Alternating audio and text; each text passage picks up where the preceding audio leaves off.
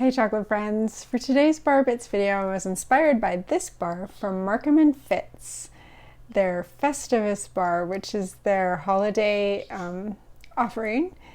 And I thought maybe some people don't know where the word Festivus comes from. So, Festivus was an invented holiday, an invented word by the father, Daniel O'Keefe Sr., of one of the writers on Seinfeld, Dan O'Keefe. Watch this clip. Dear son, happy Festivus? What is Festivus? It's nothing. It's nothing. When George was growing Jerry, up, no. his father No. hated all the commercial and religious aspects of Christmas, Yeah. so he made up his own holiday. Oh, and another piece of the puzzle falls into place.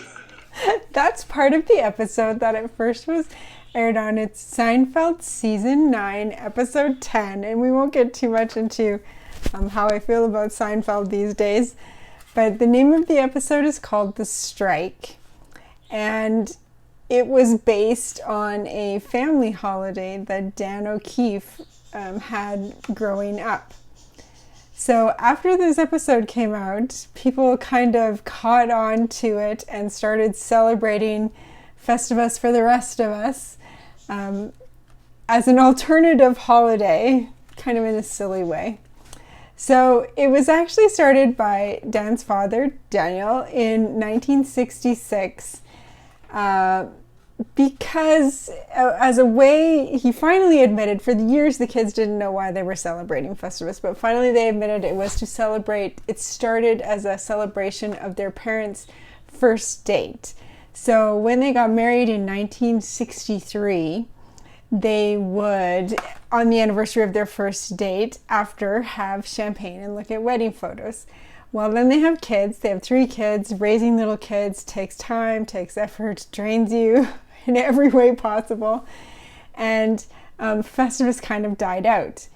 But then his dad, who was working for Reader's Digest at the time, was given a dictaphone and started recording the kids when they were little. And it reminded him of a play that he had lent their mother on their first date, and thinking of the first date reminded them of Festivus. And so in 1975, they revived Festivus as a family. So if you've seen the episode, you may know that there are certain parts that George's father includes, which includes the pole, which includes the feats of strength. So those were actually not part of the original Festivus. The date for Festivus there was no set date. It was kind of floating. It could occur anywhere between September to May, mostly in October and November. There was a clock and a bag that always showed up, and the kids never knew why. There was odd headgear that was included, homemade and otherwise.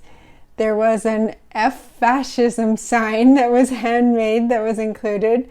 The American flag, and as part of the Festivus dinner, there was poems, music, and table manners, much to the chagrin of their mother, were thrown out, which importantly included licking the plate.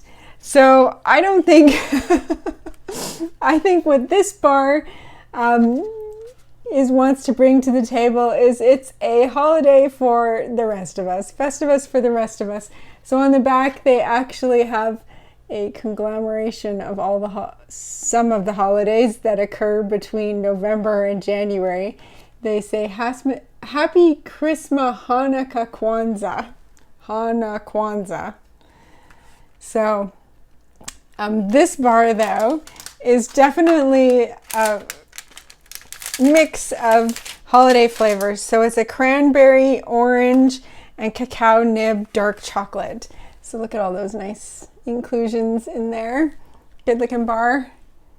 So if you have the opportunity to try the Festivus bar, now you know where Festivus came from. Seinfeld via or Daniel O'Keefe via Seinfeld. So that is the bar bits for today. I hope you will join me next time as we'll discuss more things having to do with chocolate, and I'll see you then. Thanks.